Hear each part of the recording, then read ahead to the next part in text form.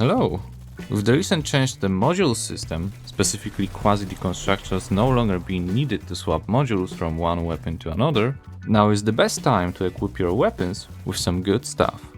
Especially since module core prices went down by a lot since they were first added to the game. I was selling them until now, making some good money. Even white rarity was pretty expensive, but with drop rates increased and market getting saturated, it's starting to be pretty affordable now. White cores used to cost around 500,000, they're currently 75,000 per piece, which is a great news because we will need some of them to unlock all of the statistic roles. Yeah, I was completely ignoring this system before, so we are diving into this together, but don't worry, I did my research on which modules are the best options for certain weapon classes according to the majority of the player base. Let's check my storage because I should have some modules that I got from operations. There are some whites and greens, so let's use our white cores. Before thinking about the best modules, we just need to unlock all of these unresearched statistics. Let's try crafting a module. We got two rolls that reduce hipfire spread. This is great for SMGs, but we also got a draw speed penalty, which could be pretty deadly in some scenarios, so it kinda ruins our SMG module. I mean, it's just a white rarity, so we are not trying to get anything good yet. We can either disassemble it or just take it. Let's keep it for now. Making this module unlocked more stat rolls, so that's all we care about. Let's make one more. Again, hipfire spread, so we didn't unlock a new one. Horizontal recoil, that's pretty harsh. I would say this penalty is only acceptable if we are going to use it on a bolt action rifle. Let's just disassemble it. And we just got 100 core inhibitors. The reason why I have this many is because you can get a lot of them from operations. You can also get some cores there. I even got a red one once and made some huge money, so definitely don't sleep on operations. You can also check this video if you are interested. If we click replenish, there is a list of our currently crafted modules, so even if we initially decided to keep a module, we can always sell them here. Let's do just that, because we don't need this trash. And now we are at 20,000 inhibitors. I'm just going to do the same thing to unlock all of the remaining statistics. A few minutes later. And I just ran out of my cores, so let's buy some more.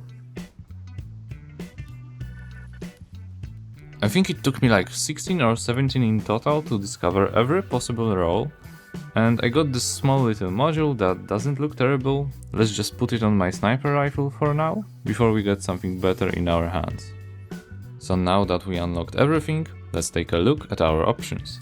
Whenever we roll a module, first we get a simple stat bonus, then we get a penalty roll, and finally we have a little bit more complex group.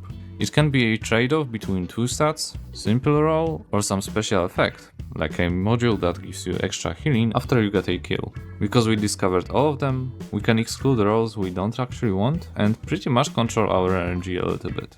It gets pretty expensive if we want to be very specific and exclude most of the unwanted rolls, but if we are working on a gold or red rarity core, it's better to do everything we can do to avoid getting something disappointing. And apparently there is only a couple of most popular combinations that everyone uses. There is just a lot of stats that can completely ruin our module, so even though there is tens of possible variations, most of them are undesired and straight up detrimental to our gun.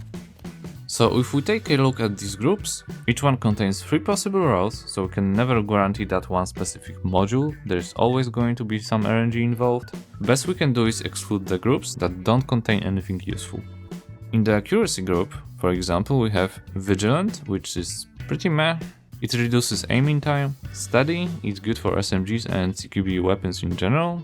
And lastly we have Summing. I don't really see many use cases for this role. I don't think there is many weapons that suffer from high spread that much. We don't really need to discuss all of them, let's focus on the most popular ones. When we look at the deviation group, for example, under the convenience we can find a role that increases weapons weight. Rolling shaky is a great news for pretty much every possible module. This is just a very negligible downside that we can take care of simply by holding our breath with the shift key. Oh, and in the concept category, some of the groups actually have more than 3 roles. So instead of discussing every good role, let's just split this into weapon types and take a look at both the most popular picks, as well as some interesting alternative options. Let's start with the most flexible module that can fit pretty much into every possible weapon with very few exceptions. Comfortable to increase the weapon ergonomics, shaky because we don't care about extra sway, and sniper to increase the headshot damage. This module is mostly used for medium to long range weapons like ARs, LMGs and sniper rifles.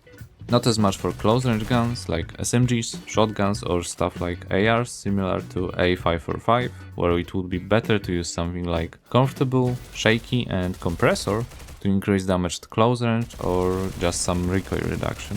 On bolt action rifles we could use our first universal module, it would work just fine. But actually we can also use a penalty to the recoil instead of sway, or something like hip fire spread, so there is just more options available.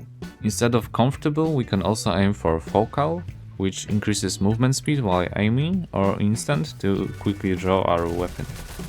Sniper module works especially well with Gauss rifle, PTRD and PZB-38 as they ignore the plates. Or instead of sniper you could use a hunter module to increase damage based on missing health. Modules for DMRs are similar, except we don't want to roll recoil penalties, so it's best to use shaky. On assault rifles our universal module will still work as well, but we can also hunt for recoil reductions or movement speed related buffs. So something like comfortable, shaky, regulator, or instead of comfortable we could use vigilant or focal. There's actually a lot of freedom when it comes to buffs on ARs. In general, some people seem to like having stable to increase stabilization on their full auto guns. The statistic resets the recoil faster after shooting. And regulator works best on fast shooting guns like FAMAS for example. LMGs are similar to ARs except they are not affected by recoil build-up statistic, so avoid smooth as if it was fire. Hip fire spread reductions and movement speed buffs are also a little bit less interesting in machine guns. SMGs benefit a lot from movement speed buffs, ergonomics and hip fire spread. If you want to increase their damage, something like compressor is not a bad idea, but I would focus mostly on speed of any kind. So mobile, focal, steady or just comfortable, then shaky, and for the final one we can either boost hip fire or speed again, or just damage by using compressor or hunter. On shotguns, modules don't make as much of a difference, but comfortable, shaky is always great, but it's also good to reduce hip fire spread or add extra movement speed. Some people like to use headsman for extra limb damage as well. Pistols are pretty niche in current meta, but it wouldn't hurt to throw in something like steady, shaky and hunter. Finally, for group PvP, clan wars for example, you might want to use some temporary effects that activate after a kill. Like Breacher to increase movement after a kill, maybe for some flanking kind of gameplay with SMG or AR.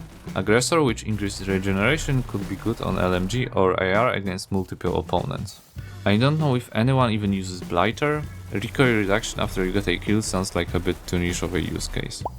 I know this topic can be a bit intimidating, but I think now with all of these informations it should be a bit more clear, so don't forget to leave a like and subscribe for more, and I'm off to craft my very own modules. Goodbye.